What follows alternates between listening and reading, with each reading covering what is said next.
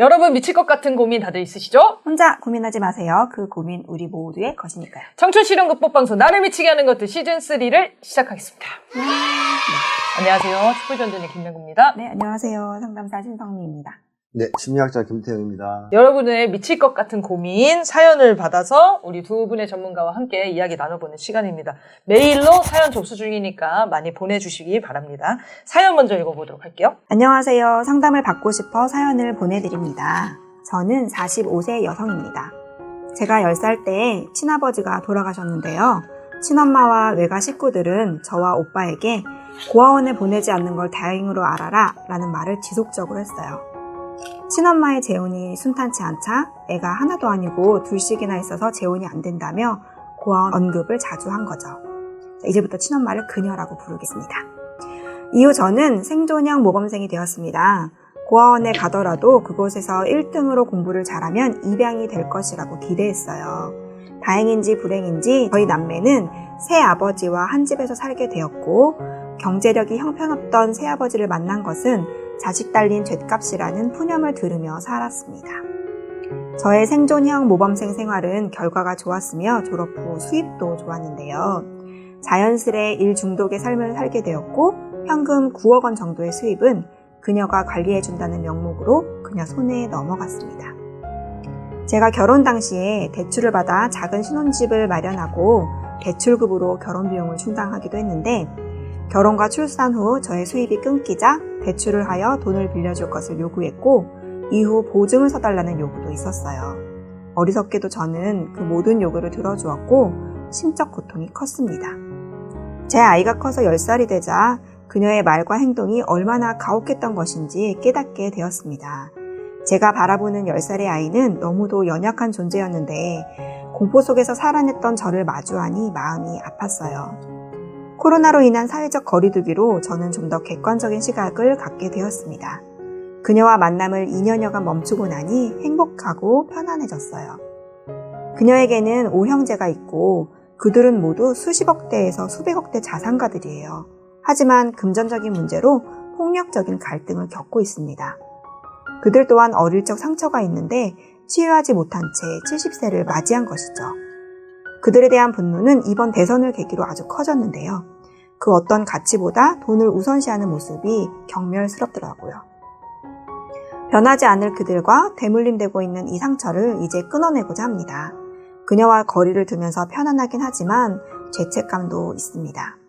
저는 아직도 엄마가 필요한 아이 같은 마음이 남아있는 것인지 단호하지 못한 제 모습이 답답하기도 한데요. 단호하게 거리를 두는 게 옳은 선택일까요? 이렇게 보내주셨어요. 네. 가슴 아픈 사연이네요. 제가 이 사연 읽으면서는 떠오르는 사람이 있더라고요. 거기도 이제 이 사연 못지않게 그 엄마 연락 끊어. 너한테 없는 게 널 돕는 거야. 막 이런 엄마였거든요. 이 친구도 막 평소에 말 되게 많이 야, 난 진짜 그 엄마를 끝내고 싶어. 이제 막 연락 안 하니까 편해. 이렇게 했었는데 어떤 순간에 자기 남편이 자기한테 이렇게 얘기했대요. 너가 이렇게 살 수 있는 거는 엄마가 그래도 어렸을 때 널 돌봐줘서야 이런 말을 했대요. 근데 이 말이 옳다 그르다라는 걸 얘기하고 싶은 게 아니라 이 친구가 어떤 엄마였더라도 그 엄마가 있었다는 그게 자기한테 되게 위안이 됐다는 거예요. 엄마라는 존재가 이 정도로 영향을 미친다? 그때 얘기가 좀 떠오르면서 이분이 고민하고 있는 내가 단호하지 못한 것까지도 마음 아파하고 있는 이 분의 지금 상황이 애잔하게 느껴져가지고 그때 얘기가 떠올랐고 당연히 이런 고민할 수밖에 없겠다. 저도 엄마가 이제 미국에서 사신 지 7, 8년 돼가는 것 같은데요. 네. 그 전에는 대학을 가면서 자취를 하면서 사실 떨어진 기간 한 20여 년 됐거든요.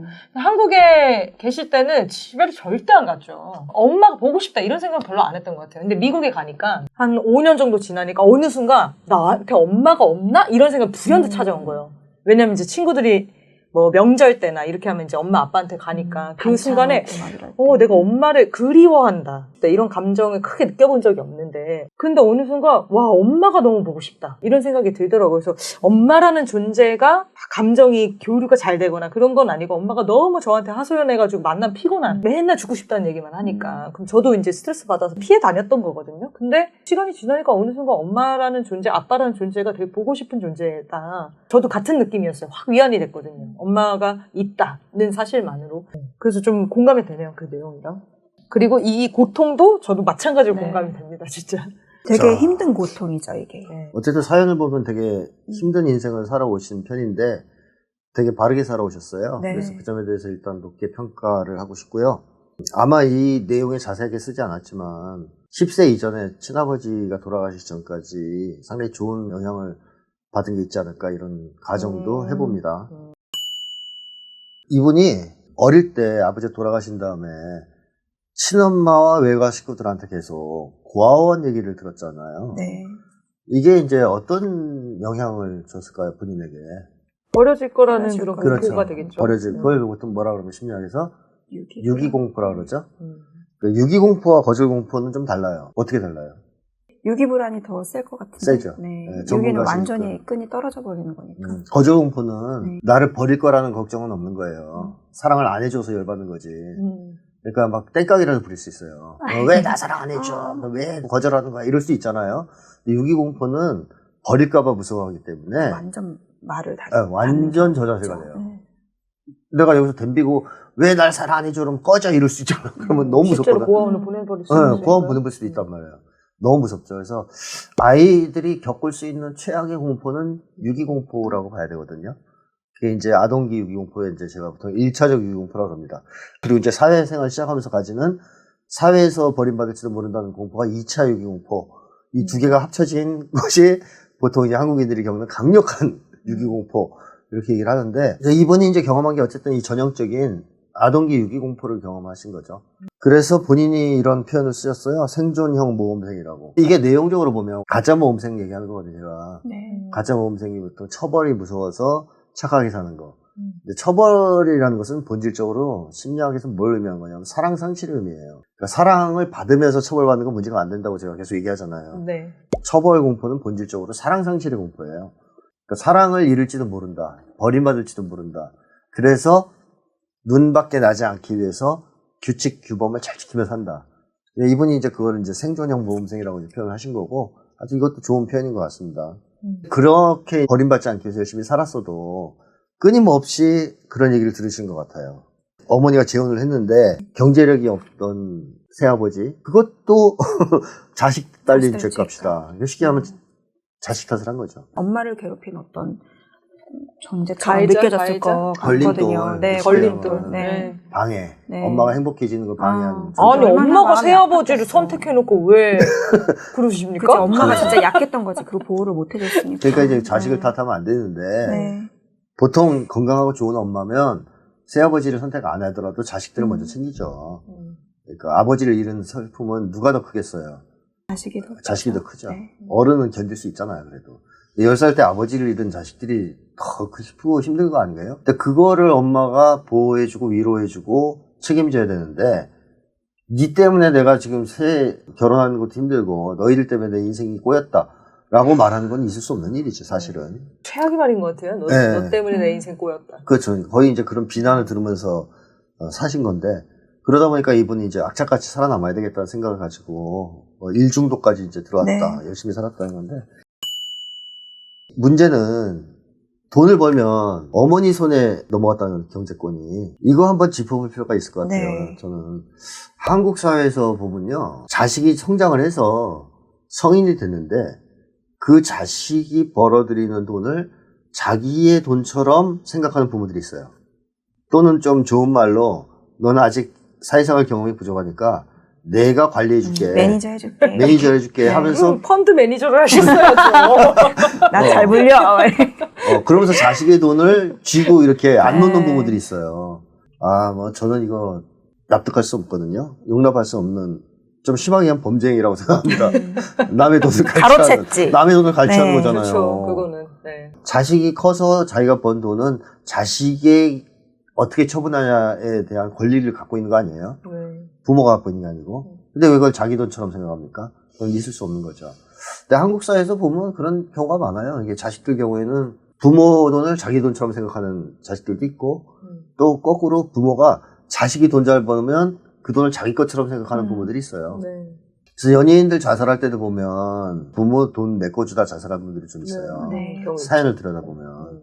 계속 그 부모가 돈 갚아도 끝이 없는 끝이 거. 없게 네. 도박도 하고 막 이래서 거기 메꾸다가 힘들어서 자살한 연예인 기사도 있잖아요. 그거는 착취거든요. 명백한 노동 착취예요. 남의 맞아. 노동을 착취하고 남의 돈을 착취하는 거예요. 그게 가족 관계라고 해서 달라지는 건 아니잖아요. 그럼요. 네. 예외가 있을 수 없죠. 부모는 자식을 성인이 될 때까지 양육해야 될 의무가 있어요. 그리고 성인이 된 다음에는 부모가 도와주냐마는 부모 마음이에요. 하지만 자식의 입장에서는 성인이 된 다음에는 부모에게 의존하지 않는 대신에 자기가 번 돈을 자기가 쓸 수 있고 관리할 수 있는 권리를 가지는 거죠. 이게 부모 자식 간에 서로 존중이 돼야 됩니다. 서로의 관계에 대해서. 근데 한국 사회를 보면 그렇지 않은 경우가 꽤 있어서 저는 이 방송을 보시는 분들만큼이라도 비정상적인 것이다, 잘못된 것이다 라는 자각을 좀 했으면 좋겠고요. 이분이 이제 문제는 계속 이렇게 어머니한테 돈을 줬단 말이에요. 심지어는 수입이 없어진 다음에는 대출을 받아서까지 네. 어머니한테 주고 보증서 주고. 잘은 모르겠지만 엄마의 잘잘못을 떠나서 이제 자식의 입장에서 뭔가 내가 엄마에게 짐이 된다는 느낌이 들거나 나 때문에 엄마가 고생한다라는 생각이 들고 있으면 거절하기 되게 어려웠을 것도 같고. 자, 그래요. 이분이 그랬을 왜 것 이거 다 같아요. 들어줬을 것 네. 같아요? 이 부당한 요구를 왜 다 들어줬을까요? 사실 이렇게 표현했잖아요. 심적 고통이 컸다고. 네. 얼마나 힘들었겠습니까? 대출까지 받아서 그쵸. 돈을 대줬으니까. 그런데도 거절을 못했다는 거죠. 왜 네. 못했을까요? 이게 바로 네. 유기공포의 네, 위력이에요. 무서운 거죠. 음. 딴 거 없어요. 엄마가 나를 버릴지도 모른다는 이 공포, 이 유기공포가 뿌리 깊게 자리 잡으면서 이분의 삶을 지배했던 거잖아요. 네. 그러니까 그때도 거절하면 어머니가 날 버릴 수 있다. 그게 너무 무서우니까 거절을 못하고 다 이제 들어준 거죠. 그래서 계속 그렇게 어머니한테 끌려다니다가 이분이 이제 깨우침을 얻은 것이 자식을 키우면서. 네. 아, 우리 어머니가 나한테 했던 것들이 이해할 수 있는 수준의 말과 행동이 아니었구나. 아, 이건 말이 안 되는 거였구나. 이럴 수 없는 거였구나. 이걸 깨달으신 거죠. 깨달은 거죠. 대단히 이제 저는 훌륭한 통찰이라고 생각을 합니다. 그리고 스스로 이렇게 표현했어요. 자기가 볼 때 10살의 아이는 너무나 연약한 존재인데 공포 속에서 살아냈던 나를 마주하고 마음이 너무 아팠다. 이게 이제 심리 치료 과정이라고 볼 수 있겠죠. 치유 과정이죠. 네. 어쨌든 본인이 이제 자각을 하셨어요. 공포 속에 살았구나 내가. 근데 그 공포가 뭐냐? 사람들은 자기 감정의 원인과 정체를 잘 모르는 경우가 많습니다. 그냥 그 공포라는 건 아는데 그게 어떤 공포고 어떤 원인에서 비롯되는지 모르는 경우가 많은데 어쨌든 이분은 유기공포 속에 시달려온 거죠, 계속. 그래서 이제 만남을 2년여간 멈추고 어땠습니까? 마음이 행복했고 편안해졌다. 네. 네, 행복하고 편안했다. 그러니까 이분은 사람들이 싸우면서 서로 막 탓을 하잖아요. 너 때문에 내가 힘든 거야, 아니야, 너 때문이야. 그러면 딱 제일 좋은 건 헤어지면 알아요. 맞아요. 헤어져서 마음 편하고 행복한 사람은 죄가 별로 없는 거고 헤어졌을 때 아쉽고 괴로운 사람은 나쁜 짓 한 사람이에요. 네. 자기가 미안해가지고 그런 죄책감도 들고 막 그러니까 하니까. 그래가지고 꼭 나쁜 짓 한 사람이 다시 합시다 그러잖아요. 음. 네. 헤어지면서. 옛날 남자들. 그러네. 네. 아니 그 당한 사람은 절대 다시 그렇죠. 합치고 싶지 않죠. 기껏 행복해졌는데 이런 걸 봐도 이분이 어머니와의 관계를 단절했을 때 편안하고 행복했잖아요. 그럼 그동안 이 어머니와의 관계가 어땠다는 거예요? 어렵고 건강하지 힘들었다는 않은 거죠. 관계였다는 네. 것이죠. 그러니까 이분이 피해를 입는 관계였다는 거죠, 최소한.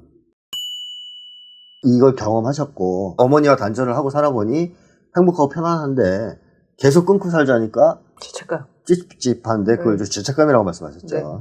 어떻게 생각하세요? 죄책감이 맞다고 생각하세요? 자기가 뭘 네, 잘못했을 잘못했을 때 때. 생기는 거 아니에요? 이것도 의도하지 않은 실수를 했을 땐 죄책감 잘 안 느껴요. 사람들은. 제가 예를 들어서 의도하지 않은 실수로 두 분한테 뭔가 잘못을 했을 때 제가 죄책감 느낄 것 같아요? 안 선생님 느껴요. 원래 죄책감 안 느끼시잖아요. 원래 잘 안 느껴요. 그럴 경우에 더더욱 안 느끼죠. 네. 아니, 그때는 사과하면 돼요. 그렇죠. 의도하지 않은 거니까. 맞아요. 뭐 예를 들어 의도하지 않았는데 실수로 물을 엎질러서 적시했다 그러면 죄송합니다 하면 되는 거지. 집에 가서 막 죄책감을. 난 죽어야 돼 이러진 않아요. 평생 물을 안 먹을 네. 거야.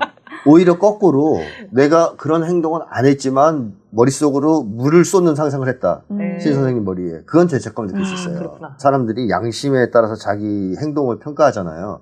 근데 행동만 평가한 게 아니에요. 의도를 평가합니다.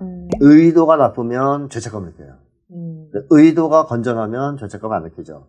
그래서 행동보다는 오히려 의도에 대한 평가가 더 중요한데, 죄책감은 그러니까 의도를 가지고 상대방을 해코지 했을 때, 피해를 줬을 때 느끼는 감정이잖아요. 그러면 이분이 어머니한테 어떤 잘못을 했을까요? 어떤 의도를 가지고 무슨 나쁜 짓을 하셨을까요? 없죠. 없다. 없어요. 네. 있을 수가 없는 거죠. 그렇다면 이건 죄책감이라고 할 수 있습니까? 그럼 뭐라고 표현해야 되죠? 미안함? 어떤 안쓰러움? 연민? 아니에요. 뭐라고 표현해요? 이거는요, 네. 공포예요. 아, 이걸 공포인가요? 유기공포예요, 이거. 유기공포를 죄책감으로 포장하고 있는 거예요. 왜 그렇게 됐을까요? 두려움이구나. 공포라고 해야 되는군요. 두려움이에요. 자, 어릴 때 엄마가 뭐라 그랬어요? 너 때문에 내가 좋은 남자랑 못 만났다. 너 때문에 내가 이 꼴 났다. 그럼 아이 입장에서는 다 자기 잘못이라고 생각하겠죠? 근데 사실 그때 느끼는 건 뭐냐면 공포거든요. 저 말을 하면서 엄마가 나를 잘못하면 버리겠구나. 그게 뭐랑 어머니의 비난과 결합이 되면서 자기 탓을 하게 되고 죄책감처럼 느껴지기 시작한 거죠. 이게. 그러니까 이거는 죄책감이 아니라 사실은 어머니의 비난과 유기공포가 합쳐진 모종의 두려움이에요. 핵심은 저는 여전히 유기공포라고 생각해요. 그러니까 이분이 여전히 그걸 무서워한 거예요. 유기공포에서 해방이 안 된 거예요. 엄마가 없다는 사실, 아까 그런 얘기 두 분이 열심히 하셨는데, 심리학자 중에 그런 얘기 하는 사람도 있거든요. 아무리 나쁜 관계라도 관계가 없는 것보단 낫다라고 얘기하는데, 저는 동의하지 않아요. 윤석열 친구로 사귀느니 친구 없는 게 낫잖아요. 그렇죠. 근데 그 얘기를 왜 심리학자들이 하냐 하면 관계가 없는 게 너무 견디기 힘들기 때문에 그런 거거든요. 그러니까 다른 관계가 있으면. 있으면, 네. 그렇죠. 좀 근데 낫죠. 이 가족만이 관계다. 이러면은 그 관계라도 있으면 좋다. 이렇게 표현하는 거 아닌가요? 그렇죠. 그러니까 사람. 그것조차 없다면. 네, 그것조차. 로봇보다는 이제 사람이 낫다. 이런. 완전히 혼자일 수는 없으니까, 네. 사람이. 근데 대체로 보통 이제 어린 시절에는 부모가 관계의 전부니까 네. 그런 부모라도 없는 것보다 낫다라고 하는데 그렇지 않다는 거죠. 제가 볼 때는. 차라리 다른 사람하고 관계가 가능하다면 그 부모를 빨리 벗어나는 게 좋다라고 보는데 어쨌든 죄책감을 느낀다고 얘기하지만 이분이 어머니한테 죄를 지은 건 없어요. 그리고 어머니한테 미안해야 할 것도 없어요. 오히려 어머니가 이분에게 미안해해야죠. 계속 뜯겨왔잖아요. 착취를 당해갖고. 어머니를 거역한 적도 없고 크게. 최근에 뭐 거리를 둔 거 말고는 아무것도 한 게 없죠. 네. 그러네요. 평생에 이거밖에 없네요. 네. 거리 두고 행복했던 자기 자신. 그럼 행복한 게 죄예요? 그러네요. 편안하고 행복해서 죄책감을 느낀다라고 볼 수 있을까요? 그건 말이 안 되잖아요. 죄책감이라고 생각하지 말아야 된다는 것이고 죄책감이 아니에요, 실제로. 그 많은 자식들이 부모로부터 사랑을 충분히 못 받고 또 학대받고 이런 아이들이 죄책감이 훨씬 많아요. 사랑받은 자식들보다. 사랑받은 자식들은 그렇게까지 죄책감이 없거든요. 예를 들어서 부모가 무한한 사랑으로 자기를 희생해서 못 먹고 못 입고 자식을 챙겨줬잖아요. 그 아이들은 부모에 대해서 죄책감 안 느껴요. 뭘 느낄까요? 미안함. 그 어머니가 나를 위해서 전 인생을 희생하고 나를 사랑해줬다. 그래서 그건 미안함이고 이거는 괴로움하고 좀 틀려요. 그래서 뭔가 내가 어머니를 위해서 돈 벌면 맛있는 것도 사드리고 호강시켜 드려야지. 이것도 자발적 마음에서 나온 거거든요. 그러고 싶어서 너무나. 근데 이분이 느끼는 거는 미안함이 아니에요. 내가 볼 때 미안함도 아니에요. 그야말로 공포예요, 공포. 이거 만약에 끊고 내가 계속 행복하고 편안하게 살면 이제 나는 혼자가 되는 건가? 사실 지금 혼자는 아니시겠죠. 자식도 있고 사회관계도 있겠죠. 그럼에도 불구하고 끈질기게 어린 시절의 유기공포가 그런 두려움을 유발시키는 거죠. 그래서 저는 이게 위장된 죄책감, 가짜 죄책감이다. 뭐 실제로는 사랑을 상실하는 것에 대한 공포가 이렇게 변형돼서 본인을 괴롭히는 거다. 요걸 좀 자각하셨으면 좋겠고 본인이 이런 얘기를 했어요. 저는 아직도 엄마가 필요한 아이 같은 마음이 남아있는 것인지라고. 이런 게 이제 솔직히 내담자들이라고 하는 분들이 드러내는 뛰어난 통찰이거든요. 본인이 알고 있어요, 이미. 이게 남아있어. 이게 유기공포잖아요. 근데 지금은 이분이 유기공포를 느낄 나이가 아니죠. 그거에 연연해야 할 나이가 아니죠. 네. 따라서 그건 일단 확 끊어야 돼요. 즉 어머니가 나를 이제 완전히 버린다 해도 난 이겨낼 수 있다. 상관없다. 까지 이제 생각을 바꿔야 되겠고 단호한 거리두기를 할 때 느낄 수 있는 감정적 문제들 이렇게 있을 수는 있단 말이죠. 근데 저는 거리두기를 그래도 해야 된다고 생각하고요. 또 거리두기를 완벽하게 할 수 없다면 접촉을 다시 하긴 하는데 제일 중요한 것은 뭐냐, 더 이상 피해를 입지 않는 겁니다. 그러니까 지금까지 계속 피해를 입어왔단 말이에요. 과거에는 주로 경제적 피해였다면 지금은 경제적 피해라기보다는 정신적 피해가 더 클 거거든요. 네. 그래서 이제 어머니와의 접촉이 편안함과 행복을 방해하는 거로 작용했을 건데 이거를 지금부터는 차단해야죠. 그러니까 대응 방식을 바꿔라는 겁니다. 간단하게 어머니에 대한 대응 방식. 네. 그러니까 인간관계는 상호적인 것이기 때문에 내가 대응 방식을 바꾸면 어머니도 바꾸게 돼 있어요. 그렇죠. 다른 방법을 쓰게 해봐야 돼 있어요. 되죠. 네. 자기도 그 방법을 쓰면 네. 안 되는 걸 알고 딴 방법을 쓰게 돼 있어요. 그거를 만약에 거절하면 어머니가 끊겠죠, 연락을. 그것만이 목적이었다면. 그렇죠. 네. 네. 네가 어떻게 나한테 이럴 수가 있어? 이러면서. 그럼 이제 그거 꺼내야지, 꺼버려야지. 그러니까 그런 부모들도 있거든요. 진짜 계속 있어요, 전화를 걸어서 있어. 괴롭히고 맞아요. 전화를 안 받으면 문자 폭탄 날리고 이런 부모들도 있어요. 맞아요. 있어요. 꺼버려야 돼요. 시작됐다 하면 꺼버려야 돼요.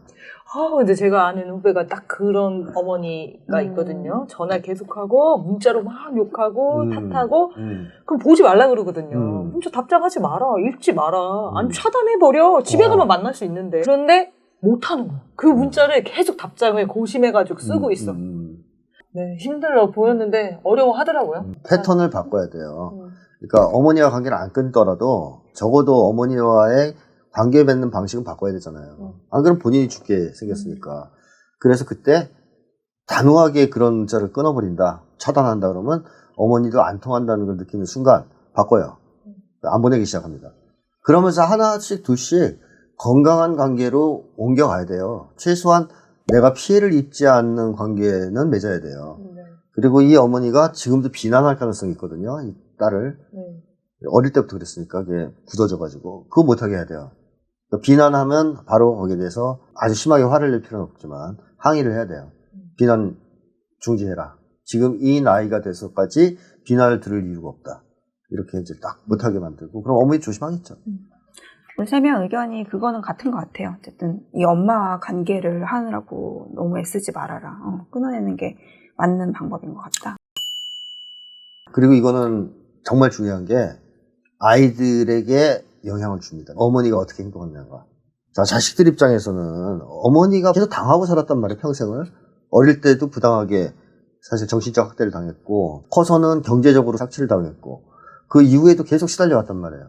이것을 어머니가 끊어내지 못하는 모습을 보는 게 좋을까요? 끊어내는 모습을 보는 게 좋을까요? 끊어내는 후자죠. 에리 프롬도 그 얘기를 했거든요. 최소한 잘못된 이 결혼을 끝내고 이혼을 하는 부모는 자식들한테 부당한 관계는 지속하지 않아도 된다라는 모범은 보이는 거 아니냐라고 얘기했어요. 그걸 그냥 참고 평생을 살아서 자식들한테 줄 수 있는 게 뭐예요? 결혼 안 해야겠다. 그렇죠. 잘못하면 그렇게 돼요. 네. 옛날 부모들 그런 게 있거든요. 내가 너무 힘든데 뭐 너희들 때문에 그런 말을 하죠. 너희들 때문에 너 이혼을 때문에 못했다. 산다. 너 때문에 산다. 이러면 맞아. 자식들은 이제 그 얘기 듣고 자라는 사람들은 결혼 안 하려고 그래요. 저런 끔찍한 결혼에 들어가면 못 나오는구나. 근데 나올 수 있다, 끊을 수 있다는 걸 보여줘야 돼요. 나쁜 관계는 끊어낼 수 있다. 그래야 아이들도 이 어머니를 보고 친구들을 사귀거나 나중에 연애를 하거나 인간관계를 맺을 때 잘못된 관계가 시작되면 끊을 수 있어요. 근데 어머니가 그걸 못하는 모습을 보이면 아이들도 못 끊을 위험이 커지는 거죠.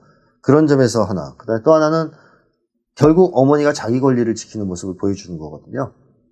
인간으로서 마땅히 누려야 될 그 존엄한 인간이 가져야 될 권리를 지키는 모습을 보여줘야 돼요. 그래야 자식들도 자기 권리를 소중하게 생각합니다. 그러니까 부모는 부모 혼자만이 아니고 그 부모가 그 부모, 자기 윗부모와 어떤 관계를 갖느냐를 통해서 자식들한테 상당한 영향을 미치기 때문에 자기 어머니에 대한 관계만 있는 게 아니라 아이들과의 관계도 있기 때문에 자기 자식에 대해서도 훌륭한 어머니로서의 모범을 좀 보일 필요가 있다. 그런 점에서 거리를 두든 거리를 두지 않고 관계를 맺든 관계의 패턴은 좀 바꿔야 된다.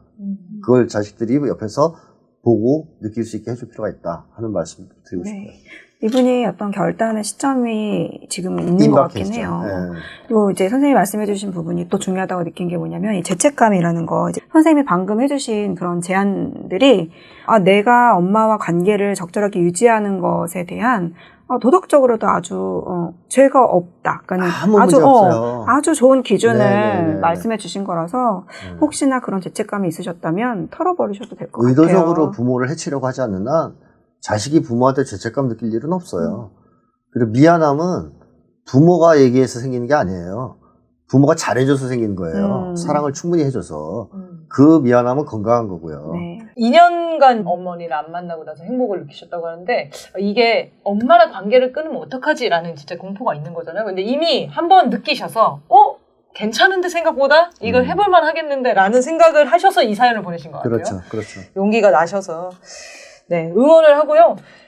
10살 아이가 아니기 때문에 10살의 아이는 부모가 너무 필요하죠. 부모가 없이는 살아나가기 정말 힘들기 때문에 더 공포가 크셨을 것 같은데 지금은 사실 당연히 독립적으로 가정을 꾸리고 살아나갈 수 있기 때문에 어머니를 잃는 거에 대해서 어머니의 사랑을 포기하는 거를 너무 두려워하진 않으셔도 되지 않을까. 이런 선생님 말씀하신 유기공포나 유기불안은 사실 맘먹는다고 금방 없어지는 문제가 아니기 때문에 이걸 없애야겠다 이런 결심도 뭐 좋긴 한데 나한테 이런 부분이 있어서 내가 이렇게 불안한 거구나 지금. 네. 이 부분 때문에 내가 엄마하고 결정하는 데 어려움이 있구나 라는 것을 그것만 알아차리기만 해도 훨씬 좋은 선택을 하실 수 있을 것 같아요. 네, 맞습니다. 네. 당연히 어렵습니다. 유기공포가 제일 해결이 안 되는 공포 같아요. 오래되다 보니까. 강력하죠. 네. 강력하죠. 네. 천천히 마음 네. 크게 먹으시고 조금씩 행복해져 나가는 과정이라고 생각하시면 좋겠습니다. 응원하고요. 보시고 또 후기 있으면 궁금한 게 있으면 다시 보내주시기 바랍니다. 자, 그럼 오늘 사연 이렇게 정리를 할까 하는데요. 청남이 격주로 촬영하고 지금 매주 수요일 9시에 업로드 되고 있습니다. 많이 시청해 주시고요. 사연은 chungnami0000gmail.com으로 보내주시면 저희가 함께 이야기 나눠보도록 하겠습니다. 네, 그럼 마치도록 하겠습니다. 시청해 주신 여러분 감사합니다. 감사합니다.